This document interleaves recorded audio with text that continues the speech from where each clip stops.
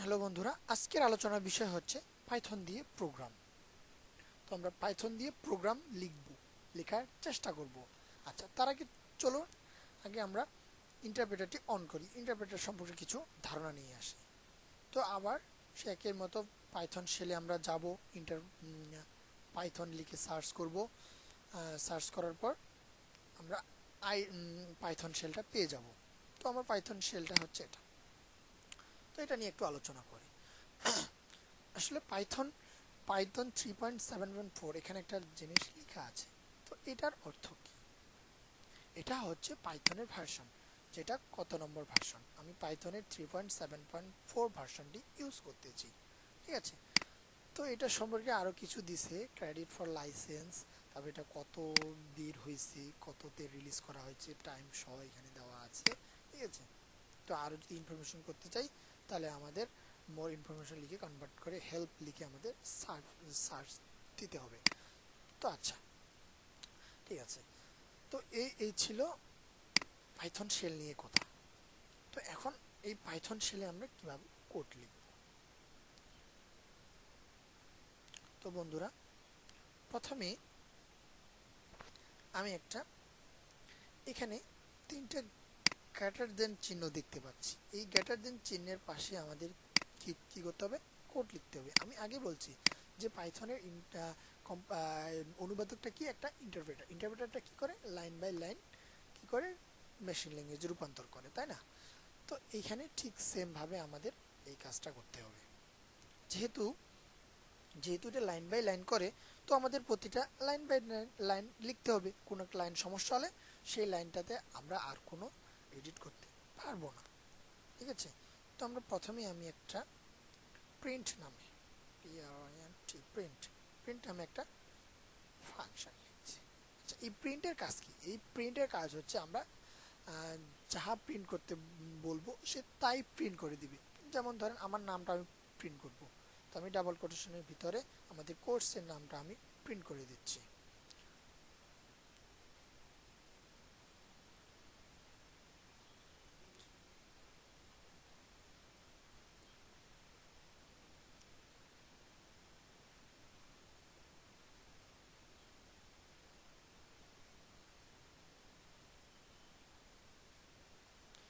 তো এবার আমি ইন্টারফেস করি।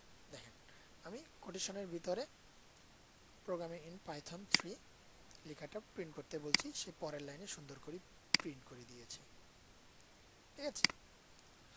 এরপরে এই এই পাইথনের ইন্টারপ্রেটার বা সেলটা হচ্ছে একটা ক্যালকুলেটরের মতো।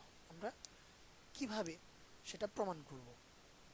আসলে কি ক্যালকুলেটরের মতো? আমি তো বললাম ক্যালকুলেটরের মতো, তো চলুন আমরা দেখে ফেলি। আচ্ছা, আমি এখন মনে করো দুইটি সংখ্যা যোগ করব। 23 একটা হচ্ছে প্লাস 50, তাই না? এই দুইটার যোগফল আমি চাচ্ছি। তো এই দুইটার যোগফল কত?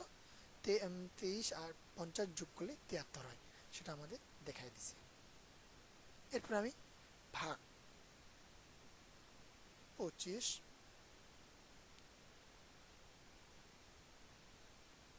বাই 5.0, তাই না? আসলে দশমের পরে জিরোর দাম নেই, সমস্যা নেই, সেটা নিয়ে কাহিনী নেই। আমাদের 25কে 5 দ্বারা ভাগ করলে 5 হয়, তাই না? আমরা এখানে আমরা স্কোয়ার করতে পারবো। যদি আমি 2 এর উপর যদি আমি কিউব করি, পাওয়ার আমি 2 এর পাওয়ার 3 দিব, সেক্ষেত্রে আমি ডাবল স্টার 3 8 হয়। তাহলে আমরা বলতে পারি যে পাইথনের শেলটা হচ্ছে একটা কম্পিউটারের মতো। আমরা আবারও প্রিন্ট করব হ্যালো ওয়ার্ল্ড।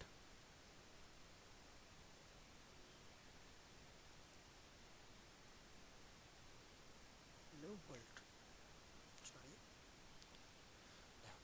Print function. তাহলে প্রিন্ট ফাংশনের কাজটা কি দেখতে পাচ্ছি আমরা? এর ভিতরে এক জোড়া প্যারেনথেসিস হচ্ছে ফার্স্ট ব্র্যাকেটের ভিতরে আমরা যা দিব সেগুলোই সে কি করবে? প্রিন্ট করবে, ঠিক আছে। তো এই ছিল আমাদের পাইথন শেল নিয়ে কথা। তো পাইথন শেলের ভিতর আরও অনেক কাজ করতে পারি আমরা, আমরা সেগুলা আস্তে আস্তে দিকে ধাবিয়ে যাব। একদিনে সবগুলো করতে গেলে সমস্যা আসবে। আমরা বিভিন্ন রকম এখানে প্র্যাকটিস করতে পারি, যেমন গুণ করতে পারি, গুণও করতে পারবো, যোগ বিয়োগ ভাগ গুণ যা আছে সব করতে পারবো আমরা এখানে। এমন কোনো জিনিস নেই যে আমরা করতে পারবো না। অর্থাৎ পাইথনের শেলটা হচ্ছে একটা কি ক্যালকুলেটরের মতো, আমরা সব কিছু এখানে করতে পারবো। এখানে আমরা কোড লিখতে পারবো, কোডও লিখলাম। তো এই যে দেখেন এখানে আমি লিখছি প্রিন্ট ফাংশন দিয়ে একটা কোড লিখছি, সেটা হচ্ছে হ্যালো ওয়ার্ল্ডকে আমি প্রিন্ট করতে বলছি, সুন্দর করে প্রিন্ট করে দিচ্ছি। এই যে দেখেন, এখন দেখেন একটা জিনিস, সেটা হচ্ছে যে আমরা এই লাইনে কিন্তু কোনো প্রকার এডিট করতে পারবো না, ক্লোজ করতে পারবো না। কারণটা কি? আমরা জানি এই পাইথনের ইন্টারপ্রেটারটা হচ্ছে অনুবাদকটা হচ্ছে একটা ইন্টারপ্রেটার, তাই না? ইন্টারপ্রেটারে কি করে, লাইন বাই লাইন মানে নিচ থেকে উপর থেকে নিচের দিকে ফ্লো করে। সো আমরা উপরের দিকে আর এডিট করতে পারবো না, করতে গেলে আমাদের নিচেই আবার পুনরায় কোড লিখতে হবে। তো এই ছিল পাইথন শেল সম্পর্কে কথা। থাকছেন তো সামনের ভিডিওতে। ধন্যবাদ।